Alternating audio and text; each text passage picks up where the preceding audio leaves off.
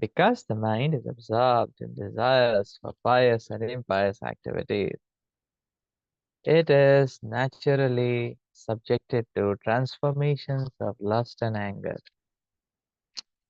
In this way, it becomes attracted to the material sense enjoyment. In other words, the mind is conducted by the modes of goodness, passion, and ignorance. There are 11 senses, 5 material elements. Out of these 16, the mind is the chief. Therefore, the mind brings forth or brings about a birth in different bodies of demigods, human beings, animals, and birds. When the mind is situated in a higher or lower position, it accepts a higher or lower material body.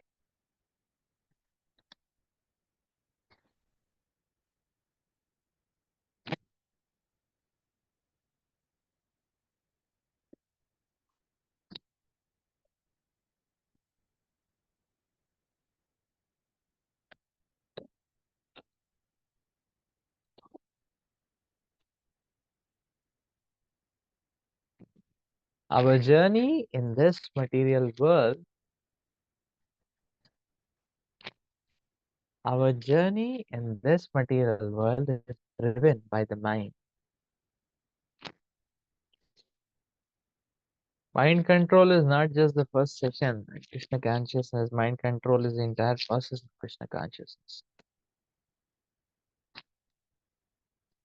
Srila Prabhupada is explaining that the mind is the main center through which the dictation of the material energy works.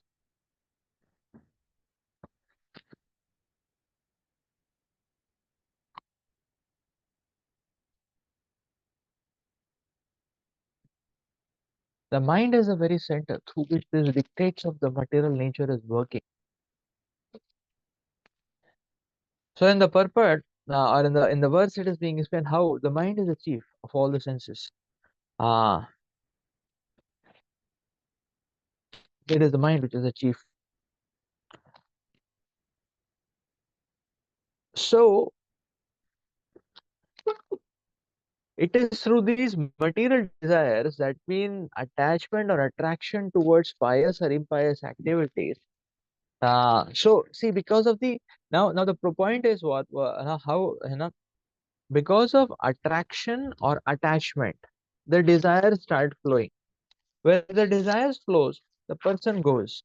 So the person starts going in that direction, and therefore, and that actually opens up the entire plethora of action and that particular action and reaction on that trajectory. This is how a particular mode gets activated by the willful choice of the living entity. And when a mode gets activated, that means the entire set, the entire box, the gamut of action reactions are opened up. A person is overwhelmed by it. Ah, and that is how one acquires the modes, and then one is driven by it. One acquires those modes, and therefore one is driven by those modes. That is the point. So it is all happening to the mind. Therefore, Prabhupada is saying,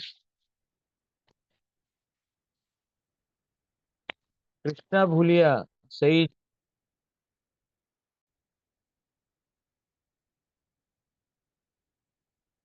Krishna Bhuliya. Are you able to hear properly? Yeah. Yes, Prabhuji. Okay. Krishna Bhuliya Sai Jivanadir Bahirmukha. So that is what that when the Jiva is forgetting Krishna, then the Jiva is allowing so the mind is allowed to flow in the direction which is not Krishna conscious. Then that gives a license for unrestricted material desires, and and those unrestricted material desires ignite the action, and that opens up the entire box of that particular mode which overwhelms the living entity. This is how we get entangled actually.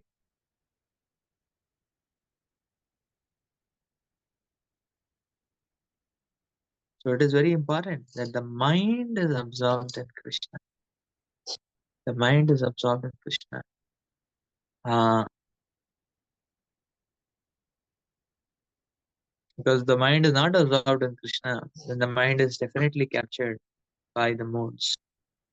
Or through the mind, we are dunked into the modes, overwhelmed by the modes.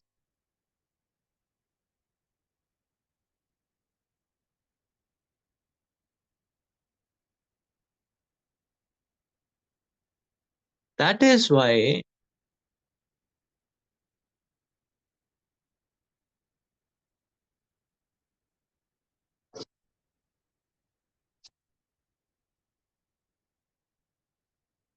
for a devotee, an aspiring devotee, we have to understand that our goal is that the mind is fixed in Krishna. So activities of devotional service should be done in such a vigor that the mind is absorbed in Krishna. So intense activities have the power to engage the mind or pull the mind or drag the mind. And then again, another dosage of intense activities will preserve that state of absorption. So that is why the devotee should be always enthusiastic in the activities of devotional service, because uh, intense dosage of activity of devotional service actually drags the mind towards Krishna, and continuing that intense enthusiastic activities keeps the mind or preserves the state of the mind of being hooked or being no, of being attached to Krishna. That is the point. That is the point. So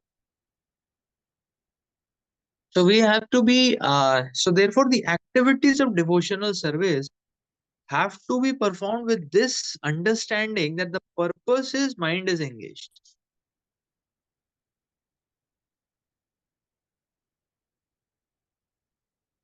That is why a lot of enthusiasm is required in any service undertaking. Why? Because the service is an opportunity for us to actually bring our mind towards Krishna.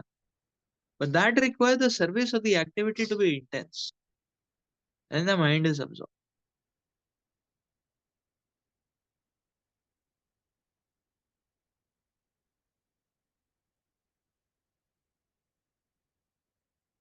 So therefore, no service should be performed mindlessly or heartlessly, because then we lose that great opportunity. Because service can bring our mind to Krishna. That is the point. Service can bring our mind. It's just like deity worship. Now, externally speaking, deity worship means doing 2 circles, 3 circles, 4 circles, 7 circles, and so on. You know, circumambulating various deities. But deity worship is a very great meditation. So that meditation should be very intense. And what is the now we see examples of intense meditation. Examples of intense meditation are there in the scriptures. Uh,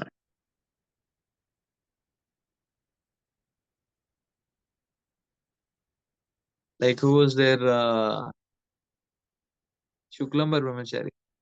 He was meditating. Huh? Lord Chaitanya is going to the Jharikanda and he was offering all roads. His road got stopped. He could not put flowers after a certain point. So he came back and said that Lord Chaitanya will not reach Vrindavan. He'll be returning. So because meditation, he could not decorate the ground further after a certain point. So that is meditation. So deity worship should will go to that level of meditation actually. That one is uh, so this is the point. The mind has to be engaged in Krishna. If it is engaged, otherwise it is caught by the moods, or it starts conducting the influence of the moods. That's the point. Yeah. With Narsimananda Brahmachari, okay, not Shuklama Brahmachari. Who is saying Narsimananda Brahmachari. Okay, let's read further.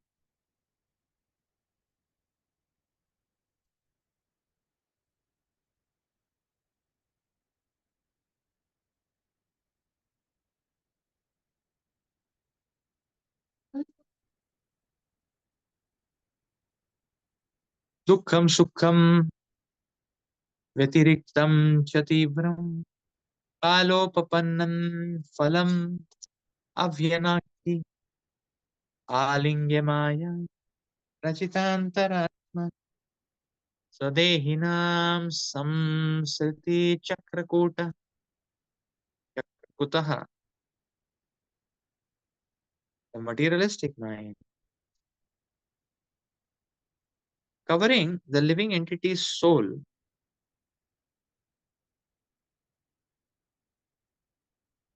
carries it to different species of life. This is called continued material existence. Due to the mind, the living entity suffers or enjoys material distress and happiness.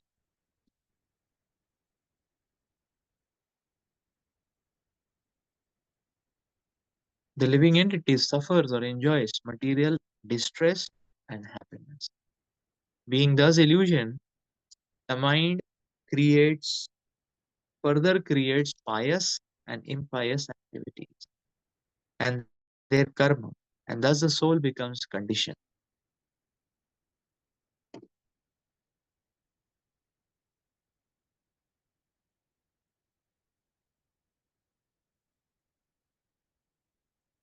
Purport. Mental activities under the influence of material nature cause happiness and distress within the material world. Being covered by illusion, the living entity eternally continues conditioned life under different designations.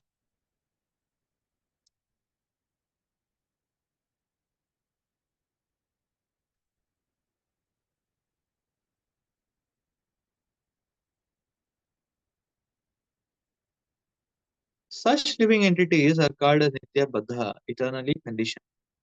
On the whole, the mind is the cause of conditioned life. Therefore, the entire yogic process is meant to control the mind and the senses. If the mind is controlled, the senses are automatically controlled, and therefore the soul is saved. Thus, the soul is saved from the reactions of pious and impious activity. If the mind is engaged at the lotus feet of the Lord Krishna, Savai Manaha Krishna Padaravindayo, the senses are automatically engaged in the Lord's service. When the mind and the senses are engaged in devotional service, the living entity naturally becomes Krishna conscious. As soon as one thinks of Krishna, he becomes a perfect yogi, as confirmed in Bhagavad Gita. Yoginam api sarvesham madhyate antaratmana. This antaratma, the mind, is conditioned by material nature. As stated here,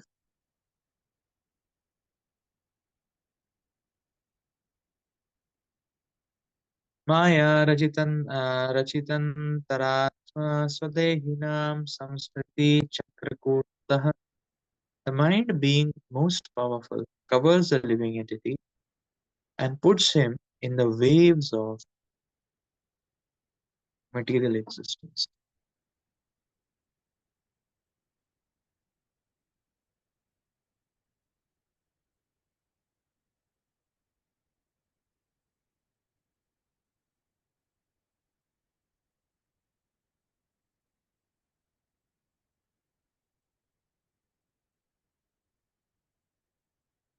So here, the beautiful revelation which is being uh, endowed upon us is that the mind is the very cause for our happiness and distress. This means that neither the state of happiness nor the state of distress is real. It is all a mental game. Now, this is very much true because by the way we perceive the situation and things around us, uh, owing to that perception, uh, we experience either happiness or distress.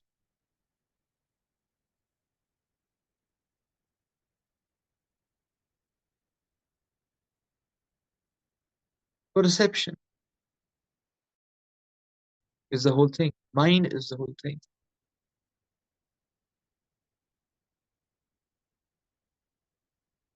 And especially the mind is very expert in presenting corrupt perceptions. These corrupt perceptions are categorized as perceptions in ignorance, passion, and goodness. All of them are corrupt.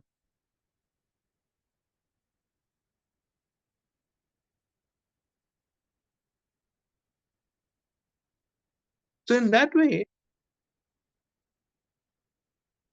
it is a very mind.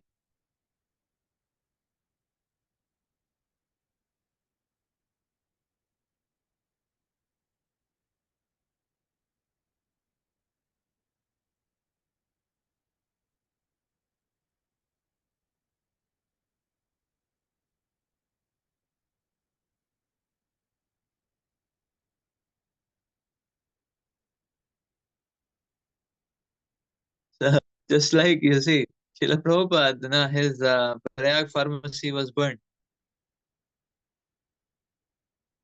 The Prabhupada was not crying. Prabhupada didn't get a heart attack. He was not crying. Rather, Prabhupada was happy. Yeah, I mean, Prabhupada was smiling and laughing. And Prabhupada was quoting the verse Harishyata Dhanam Shanai. Hmm.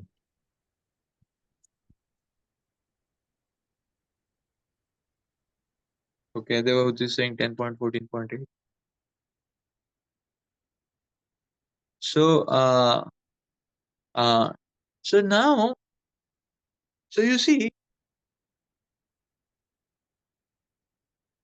now you see the point.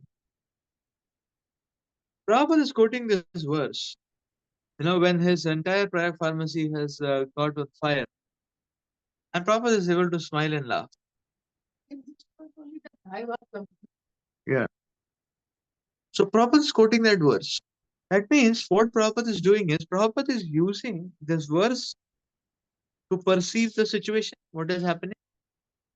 So definitely the Prabhupada industry got burnt. It never came back no, to its original shape. No, it never got resurrected in that sense because it was finished. It was completely no, turned to ashes. So Prabhupada is using the Shastric direction to perceive the situation. So that means what Prabhupada is demonstrating. He rejected the mind to perceive the situation. So Prabhupada is using the Shastra to perceive the situation. And because Prabhupada is using the Shastra to perceive the situation, Prabhupada is able to laugh and smile. What was he excited about? Was it a sadistic, psychic, or was it a laughter because of some psychic disorder or some a depressive attack or high intense? No, he was laughing because he was able to perceive that means Krishna is signaling that take direct shelter of me. Now only focus on service and enough of material drive. And that's why Prabhupada is enthusiastic. So what type of person can be enthusiastic? You know?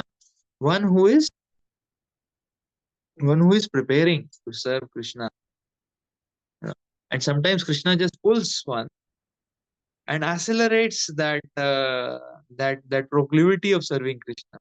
And in that way, Krishna enthuses the devotee who was already eager. And therefore, the devotee experiences great thrill and great happiness that, okay, Krishna has taken me out of my entangled network. That is why Prabhupada was laughing. Because he was so enthusiastically happy that, okay, now Krishna has pulled me. So Krishna's mission has to be prioritized. Service to Krishna has to be prioritized. Haribol. That's the point. That's the point. So it's like, say for example, the devotees are there now. They are not devotees are told to study instead of going like that, and everybody knows that. Okay, 3 o'clock grand prasad is going to be there feast. So, but since everybody knows it, 8 o'clock only everybody is looking forward to it. Now, if instead of 3 o'clock, Now they already now some devotees come and they announce, okay, 12 noon only that prasad is ready. Everybody will be even more ecstatic. This is horrible, wonderful. No, so people will not say, oh, why it is coming early. No, we are not prepared for it. Not prepared. No. So one who is eager for it, happy to get it even early. That is the point. So therefore, Prabhupada is very happy to see that he has got the opportunity now to focus more on the mission of the Lord at an early stage than what he had planned himself. The Krishna intervened. That is the user.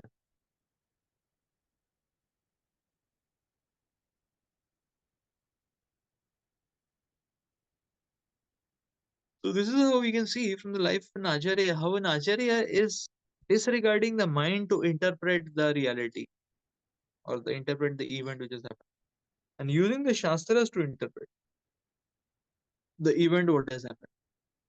That's the point. Just using the Shastras.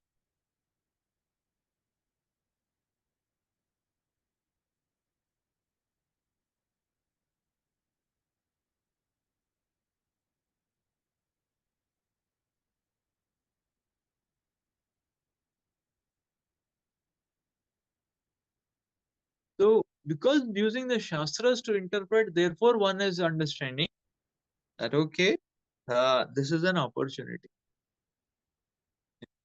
Like I was quoting this before also. Like say for example, Rudrasur Maharaj 6 Canto, he is chastising Indra because he is fighting. So and he is very he's very nicely doing his duty of fighting. And Rudrasur Maharaj is telling Indra, you Indra, I'll kill you, and uh, and your body will not be buried or burnt. Okay, I will offer your body to jackals and vultures. You wait and see. And this Vitrasur Maharaj is using to provoke and pierce Indra. And Indra is pierced and provoked because this is too much for him to hear. That he will not even be burnt or buried after death. His body will be fed to vultures and jackals. So Indra was uh, so probably uh, yeah. So probably a current would have flown down his spine. Indra, no fear, because Indra was not prepared for it. It was a nightmare for him. Nightmare for him. And then Vitrasur Maharaj is saying in that same after few lines, Vitrasur Maharaj starts saying, "Okay, Indra, in case you win, and I am killed." Indra will be saying, this is very nice scenario, to meditate on. And Vitrasur Maharaj is telling, okay, I will give you the full meditation of it. In case you win and I get killed,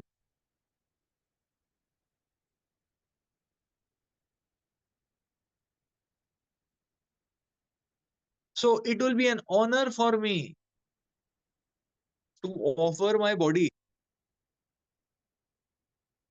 to jackals and vultures. At least this body will come to their use. You know, Saraswar Maharaj is an honor for me. You know, and as far as I am concerned, then he says further, I'll go back to Godhead. So I am not worried. So see, same argument for Indra. The same argument that body will be eaten by vultures is uh, is sending shivers down his spine, and the same argument Vitrasur Maharaj is ecstatic. What is the difference?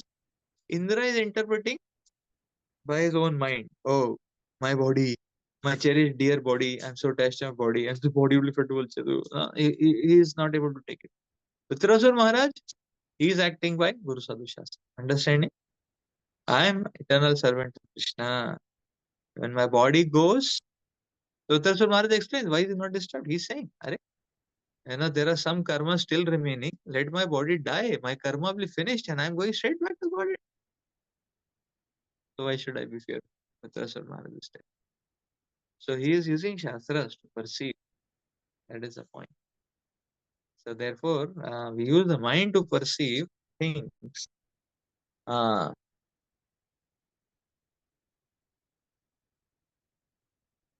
we use the mind to perceive the things. Then we'll be entangled within the modes. But use the Shastras to perceive the things and reality.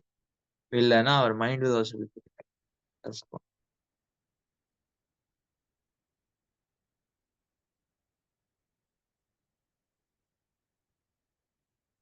Let's read further.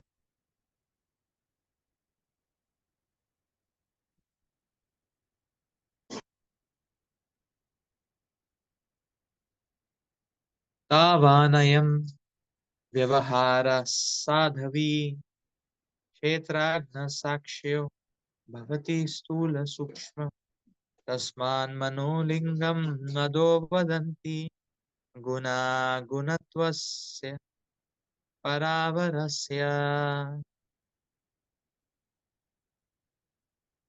Translation. The mind makes a living entity within this material world wander through different species of life, and thus a living entity experiences mundane affairs in different forms as a human being, demigod, fat person, skinny person, and so forth. Learned scholars say that bodily appearance, bondage, and liberation are caused by the mind. Bondage, liberation are all caused by the mind.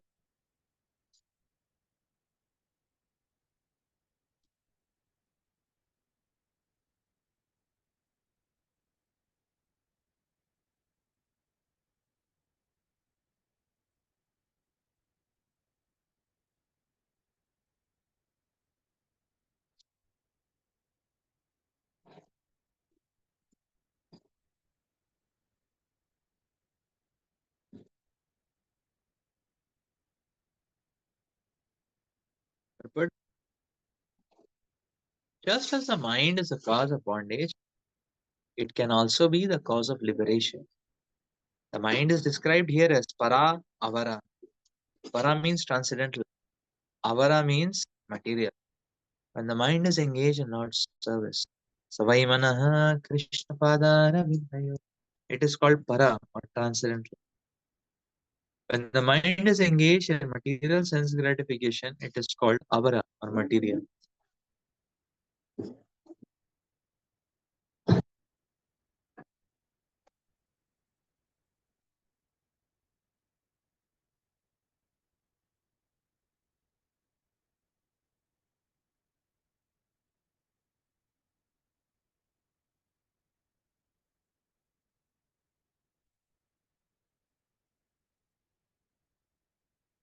At the present moment, in our conditional state, our mind is fully absorbed in material sense gratification, but it can be purified and brought to its original Krishna consciousness by the process of devotional service.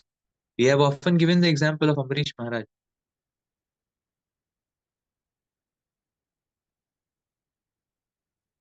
Savai mana Krishna pada Ravindayor vachamsi Vaikuntha Gunanuvarnane. The mind must be controlled in Krishna consciousness. The tongue can be utilized to spread the message of Krishna and glorify the Lord or take prasad. The remnants of food offered to Krishna. Sevon Mukhe Vahadu.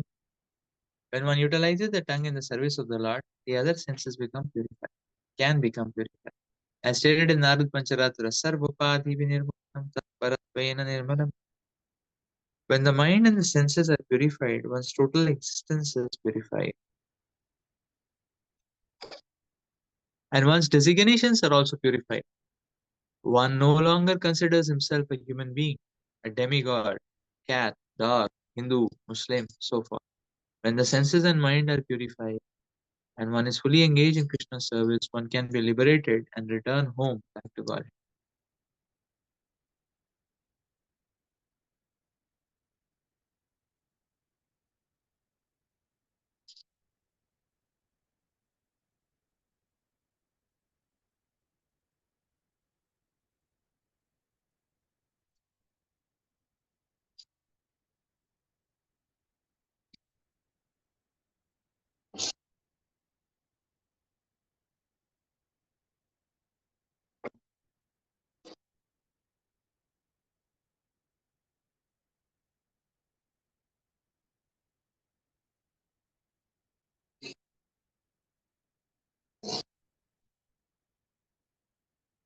So, mind is the vehicle which drives us in the trajectories of this material world.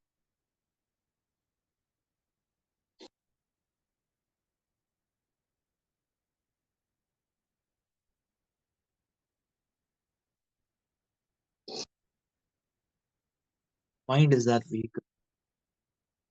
So here it is said, mind is the cause of bondage, but mind can also be the cause of liberation.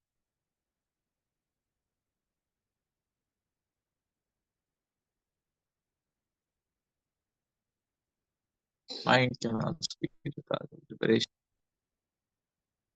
It is said here.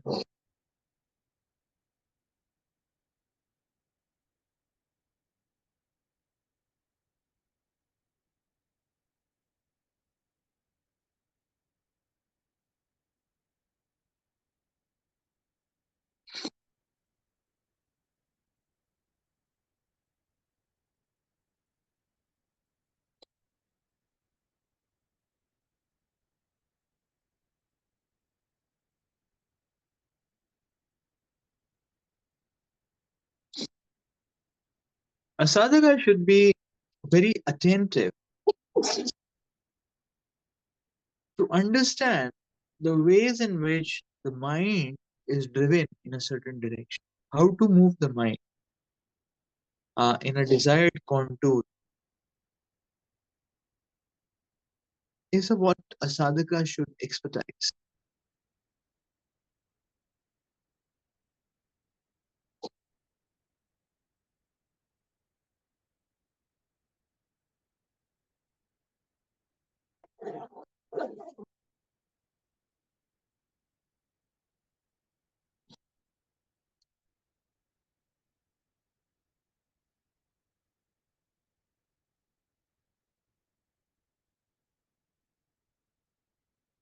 When we present a goal to the mind starts flowing in that direction. In fact, you see, material desire is also presenting a goal to the mind. Is it? It's a material desire. So, person wants a car. They're desiring, I want Benz, Mercedes Benz car. So it's got a goal. I want Benz, Benz, Benz, Benz.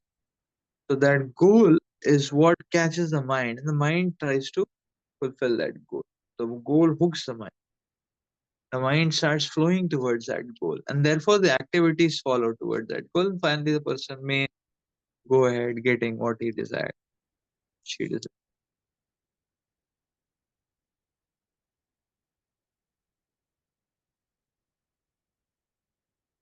So material desires are also presenting the goal.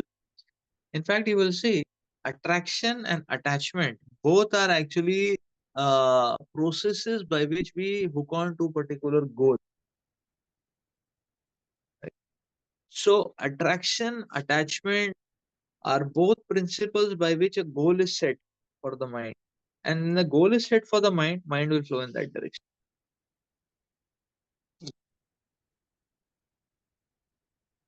So that is why, as a sadhaka, a devotee should set spiritual targets and goals. Radhasham Prabhu was sharing some time back. And Prabhu was telling that even when we are reading, we should keep some targets, some goal. So that is why Prabhupada's recommendation of these courses, Bhakti Shastri, Bhakti Vaibhav, Bhakti Vedanta, Sarvabhauma, very nice. Because it gives a goal to the mind. Oh, I have to complete an essay on this chapter, 500 words, 1000 words, like that. That gives a goal. So one will go deep into capturing the message of the Shastra. So only when we have goal, we'll see mind will flow in that direction.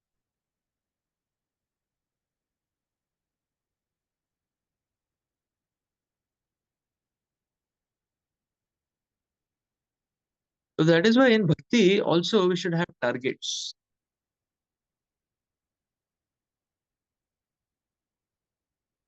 So we have targets, our mind will flow in that direction.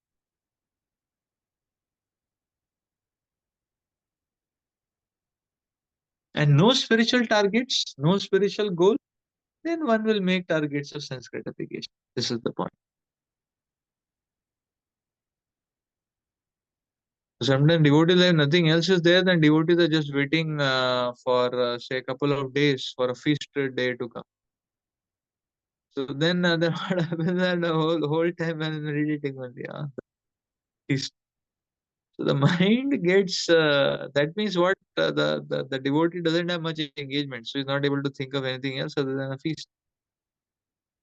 Now, so the mind needs a goal, and that goal has to be supplied.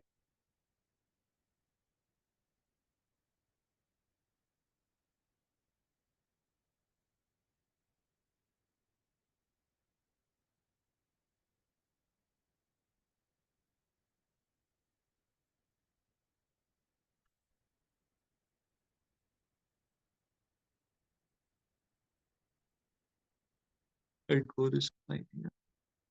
So that's why we should put spiritual goals. Like so many Srila Prabhupada disciples share, that their goal used to be what? That Prabhupada is pleased.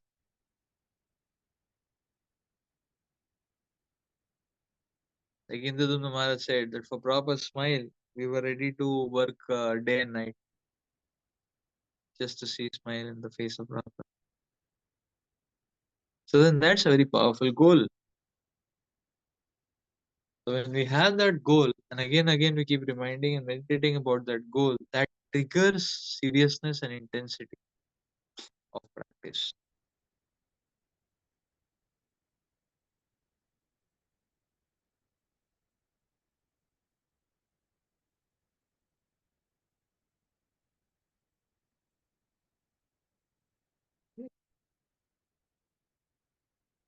Let's read further.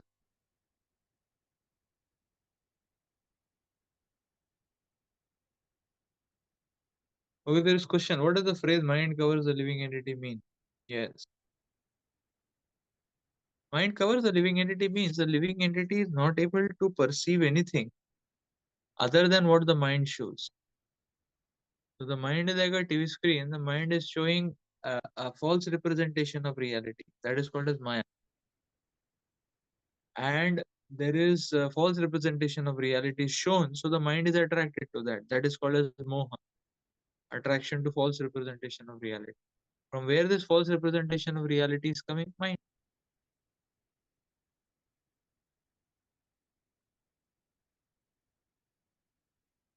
So one is so the living entity is not seeing reality only. The living entity is only seeing what the mind is showing. That's the point.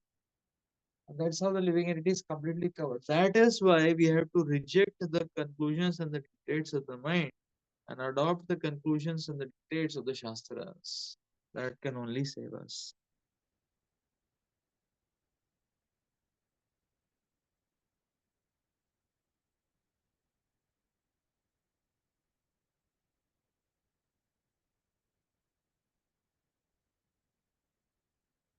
Okay, let's go to the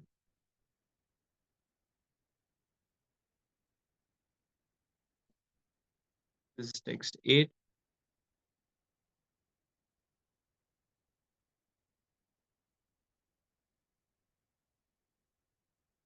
Punanuraktam व्यसनाय जन्तो क्षेमाय नैर्गुण्यम् अथो मनःस्य यथा प्रदीपो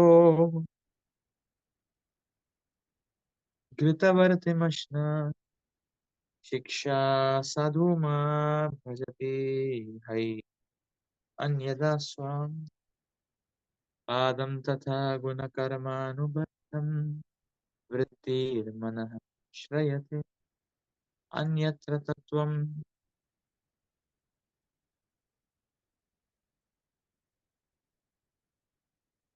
When the living entity's mind becomes absorbed in the sense gratification of the material world,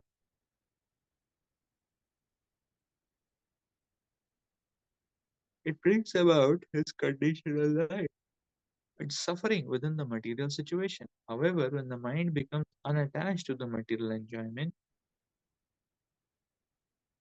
it becomes the cause of liberation. When the flame in a lamp burns the wick improperly, the lamp is blackened. But when the lamp is filled with ghee and is burning properly, there is bright illumination. Similarly, when the mind is absorbed in material sense gratification,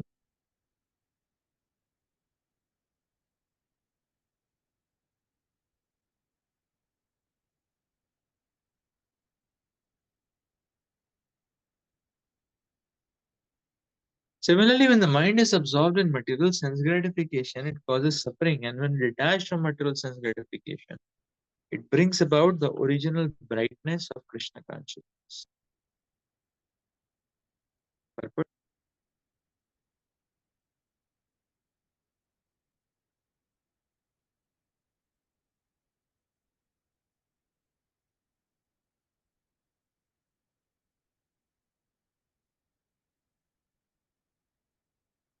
It is therefore concluded that the mind is the cause of material existence and liberation also. Everyone is suffering in this material world because of the mind. It is therefore proper to train the mind or to cleanse the mind from material attachment and engage in fully in the Lord's service. This is called spiritual engagement, as confirmed in Bhagavad Gita 14:26. Mam chayo vyabhichareण bhakti yogena sevate sagunan samate tyaitan brahma bhuyaya kalpate. One who engages in full devotional service, who does not fall down in any circumstance, at once transcends the modes of material nature and thus comes to the level of Brahman. We should engage the mind fully in Krishna conscious activities. Then it will be the cause of our liberation, for our returning home back to Godhead. However, if we keep the mind engaged in material activities for sense gratification, it will cause bondage and will make us remain in this material world in different bodies, suffering the consequences of our different actions.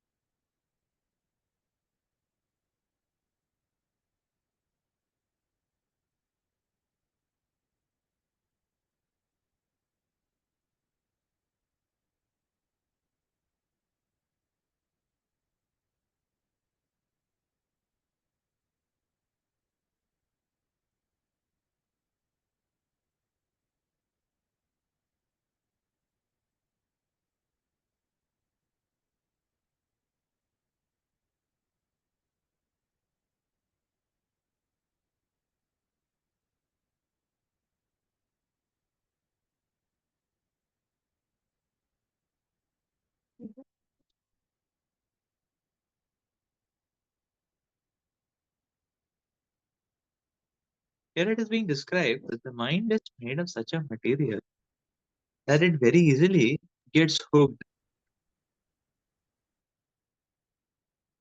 The mind no, gets very easily hooked. The nature of the nature of getting hooked is, and once it gets hooked, then you cannot. Then it remains there. It doesn't move away from there. You see, uh, that's the meaning of getting hooked. No, it remains there. It is difficult to get out. No, it won't move then from there on like that. Like clothes we hang on the hook in the wall or at the door. So hook means then it will not fall off. It will remain there. Similarly, the mind that goes to areas of sense gratification gets hooked. That means it doesn't move from there. It just gets stuck up there. It won't move out of it at all. That's the nature of the mind.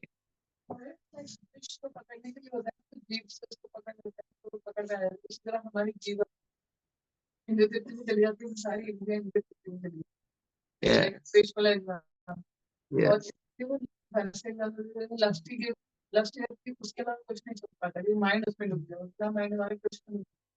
Yeah. Correct. Lust is the most perverted form, the most purified form is love. Yeah. For the direction example for man. Yes. Yes.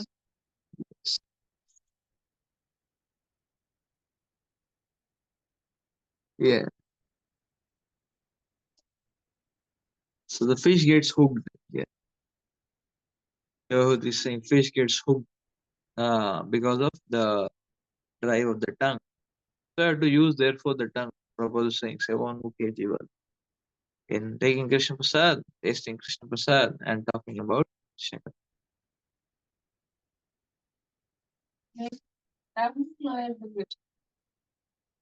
So, so that means material avenues, the mind gets hooked.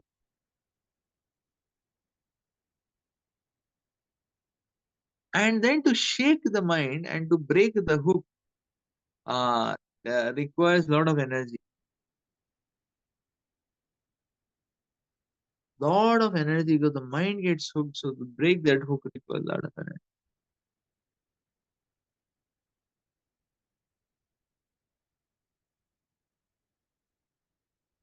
So therefore, mind, which is fluffing around in sense gratification, no, will drive that living entity to hell. And the mind is just fluffing around.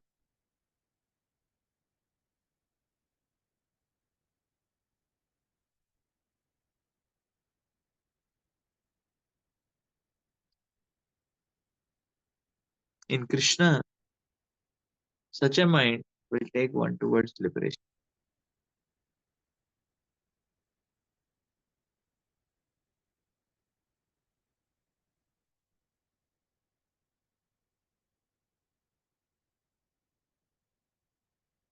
Let's read further.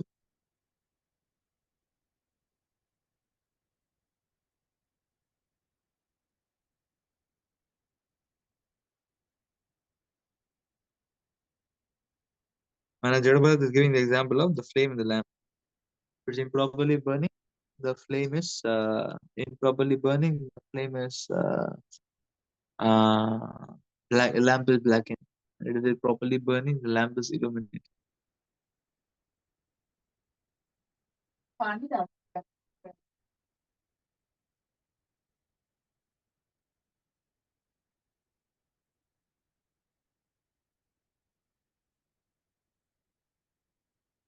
Okay, this is text 8.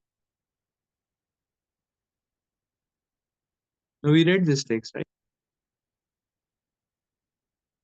Jay would be charging. Okay, so we'll go to text 9 then.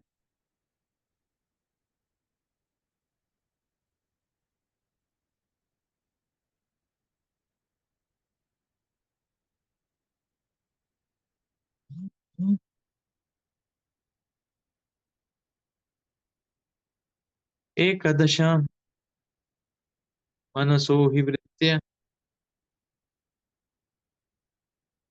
akutayaha panchadeyobhimana matrani karmani puram shatasam vadanti haikadasha veerabhume.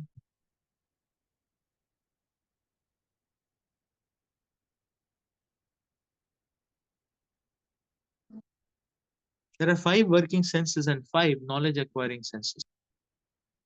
There is also the false ego. In this way, there are 11 items for the mind's functions.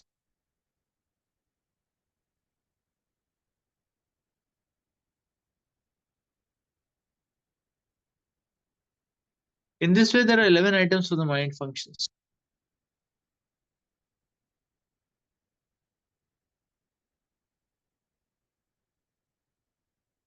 Oh, hero, the objects of the senses, such as sound and touch, the organic activities such as evacuation, the different types of body, society, friendship, and personality.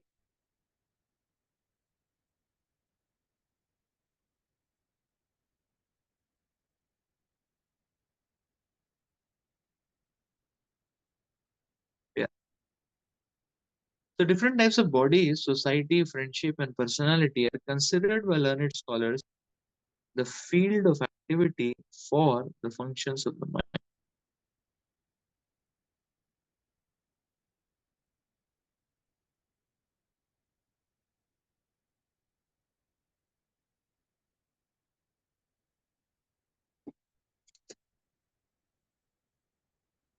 So this goes to show, you see, the mind is working through the senses. So the senses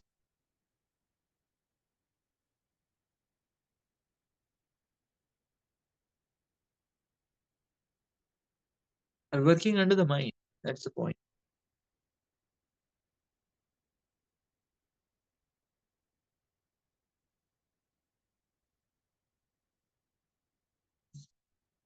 Let's read the book. The mind is the controller of the five knowledge acquiring senses and the five working senses. Each sense has a particular field of activity. In all cases, the mind is the controller or the owner.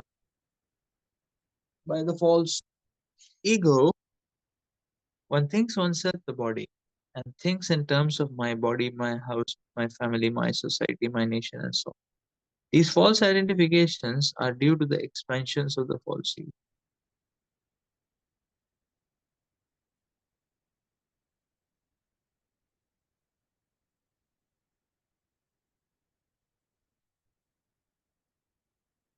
By false ego, one thinks oneself the body and thinks in terms of my body, my house, my family, my society, my nation, and so on.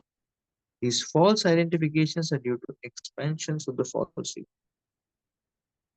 Thus, one thinks that he is this or that.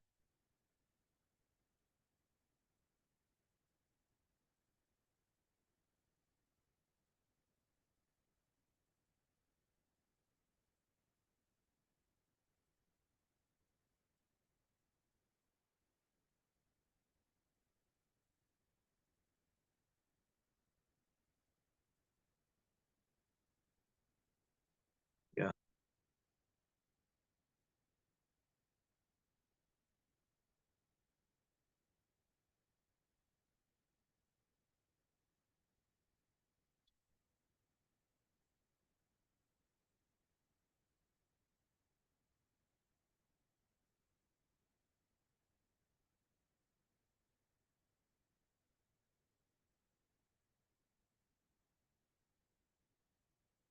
Okay, let's read further.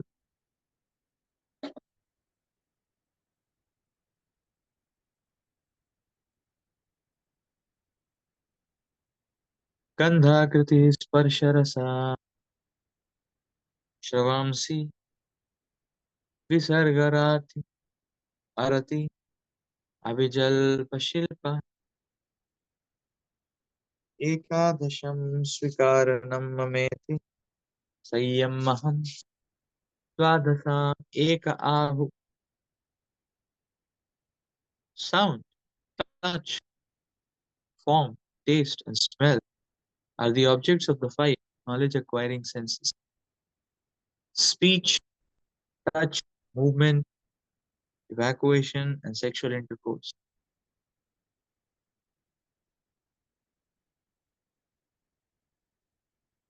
are the objects of the working senses. Besides this, there is another conception by which one thinks.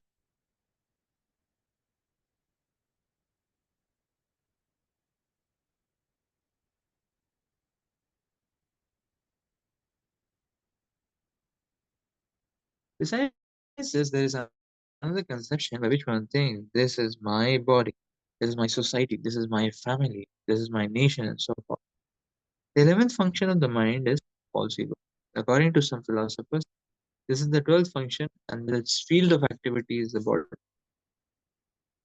There are different objects for the 11 items. Through the nose, we can smell, by the eyes, we can see, by the ears, we can hear.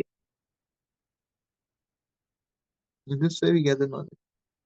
Similarly, there are karmendriyas, the working senses.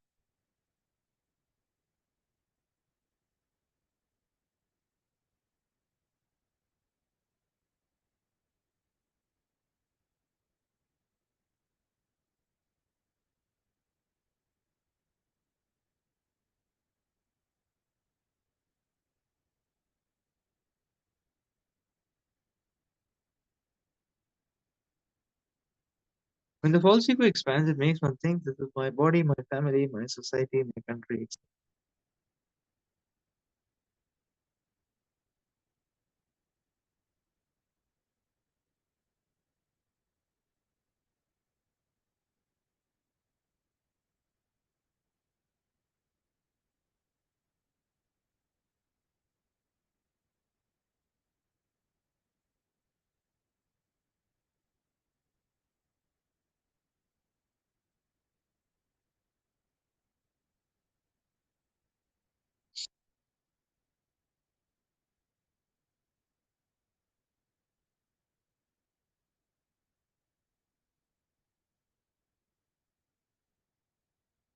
The previous verse it was said that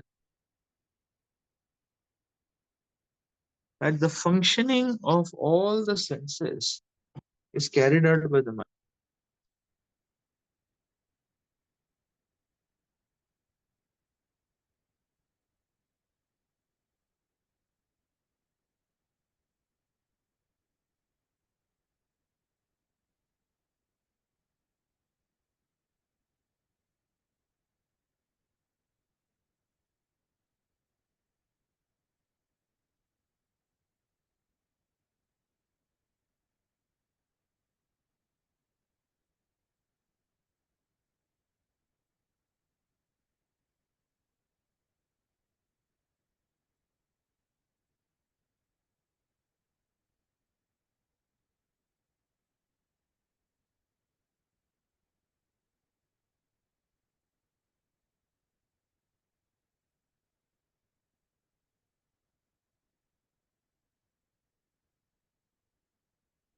Okay, let's read further. So it's very, in one sense, it's very interesting to see that actually, through all these senses, whether it is the Gyanendriya or the Karmendriya, the mind takes out its work.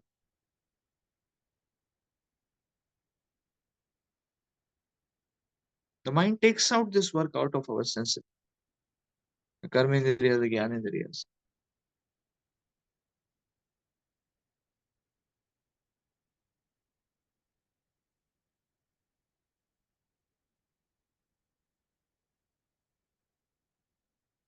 So everything is a function of the mind in that sense. Similarly, 11th function of mind is being described as false ego. False ego means identification with the temporary and illusory.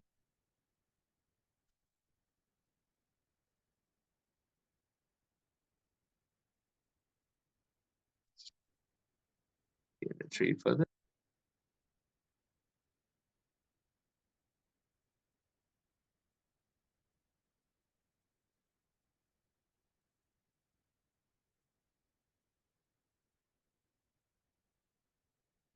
Okay, let's read further.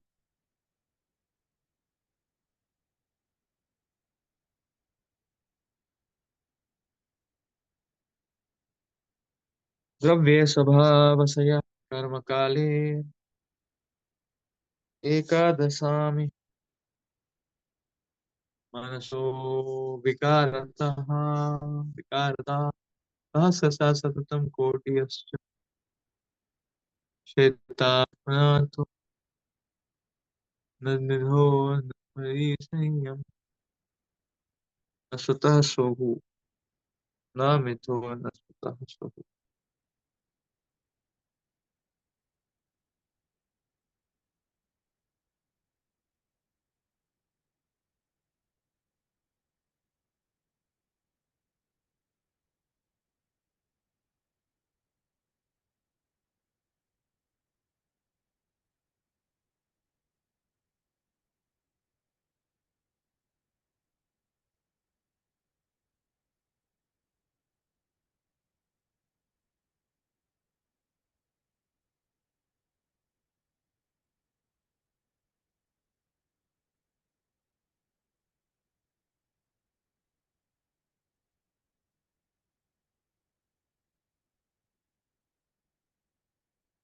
चेत्राग्नयेतमनसो विभूति जीवस्य मायारचितस्य नित्यम् अविर्हिता क्वापि तिरोहितश्च शुद्धो विचस्ते हि अविशुद्ध कर्तुः. The individual soul bereft of Krishna consciousness has many ideas and activities which are created by the mind, in the mind by the external energy, and have been existing from time immemorial. Sometimes they are manifest in the waking state and the dream state, but during deep sleep, unconsciousness, or trance, they disappear. A person who is liberated in this life, Jivan Mukta, can see all those things happening.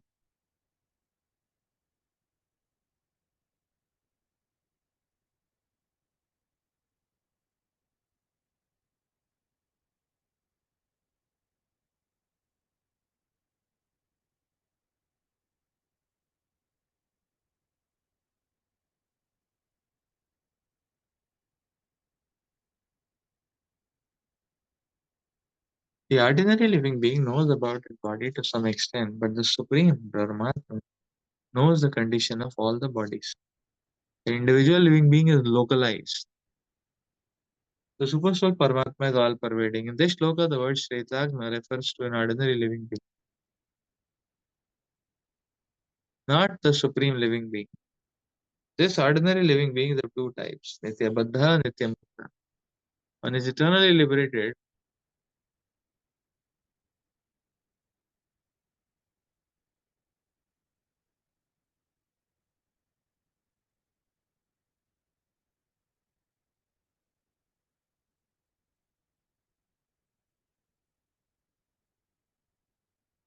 eternally liberated living beings are in the Vaikuntha Jagat, the spiritual world, and they never fall down to this material world. Those who are there in this material world are Nitya Baddha. The Nitya Baddhas can become regulated by controlling the mind, which is the cause of conditioned life.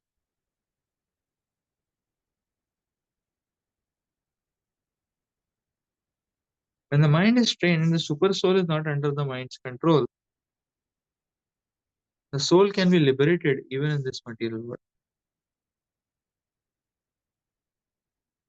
When it is liberated, one is called Jivan Mukta. Jivan Mukta knows how he has become conditioned, therefore he tries to purify himself and return back to God.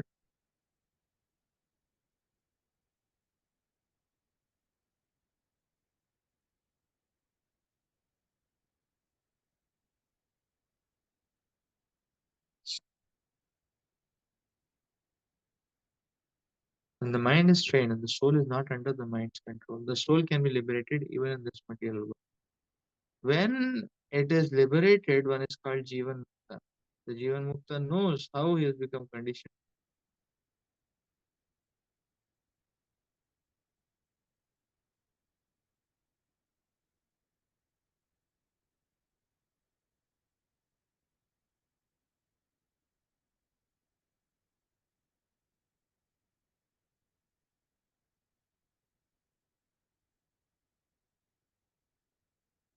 So a Jivan Mukta knows how he has become conditioned. Therefore, he tries to purify himself and return back to God. The eternally conditioned soul is eternally conditioned because he is controlled by the mind. The conditioned state and the liberated state are compared to the sleep, unconscious, and awakened state. Those who are sleeping and unconscious are eternally liberated. But those who are awake understand that eternally they are part and parcel of the Supreme Lord, Krishna. Therefore, even in this material world, they engage in Krishna service.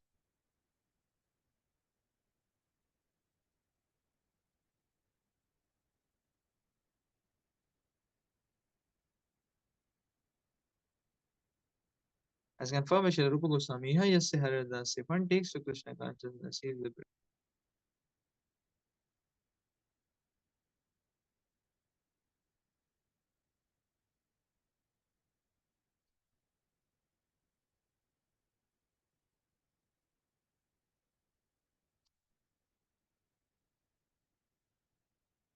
An individual soul bereft of Krishna consciousness has many ideas and activities created in the mind by the external energy. They have been existing from time immemorial. Sometimes they manifest.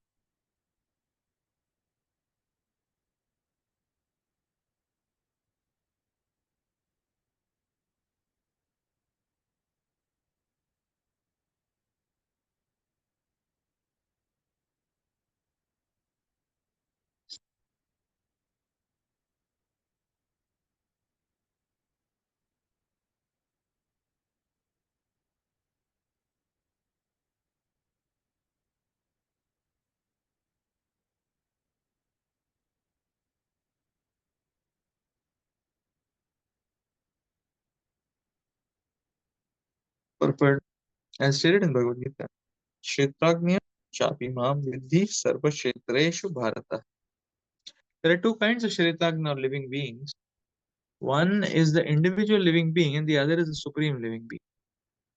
The ordinary living being knows about his body to some extent, but the supreme Paramatma knows about the condition of all the bodies.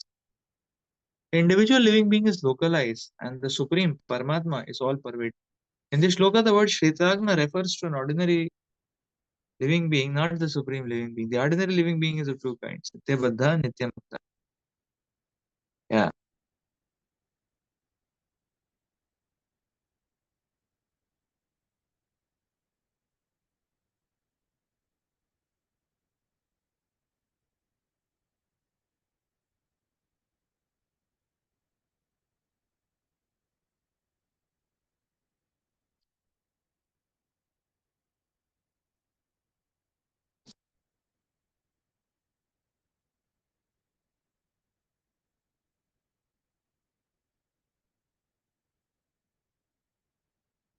The Prabhupada explains here how bereft of Krishna consciousness, one simply keeps raising various ideas and plans, all of which give misery, incarnate misery upon the living. Because we have that.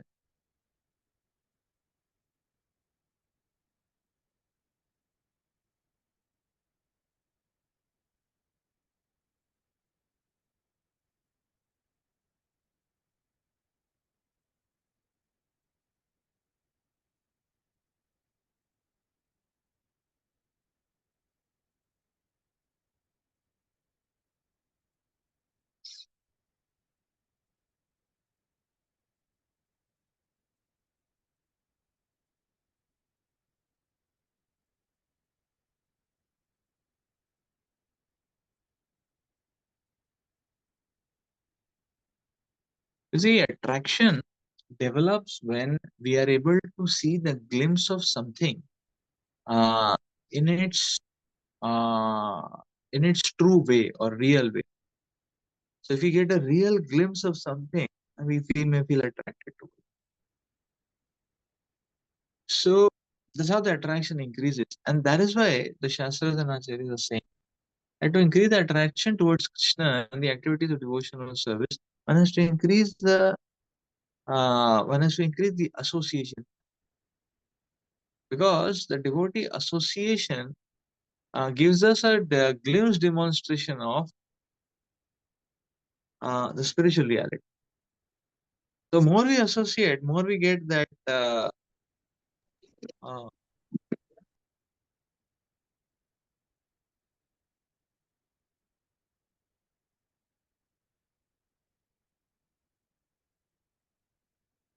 more we develop attraction. More the attraction develops, more the mind is. So therefore, the mind is basically uh,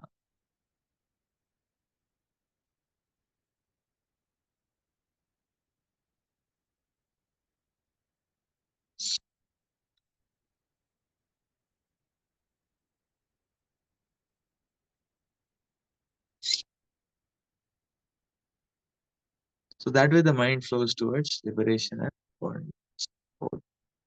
And therefore, Prabhupada is explaining.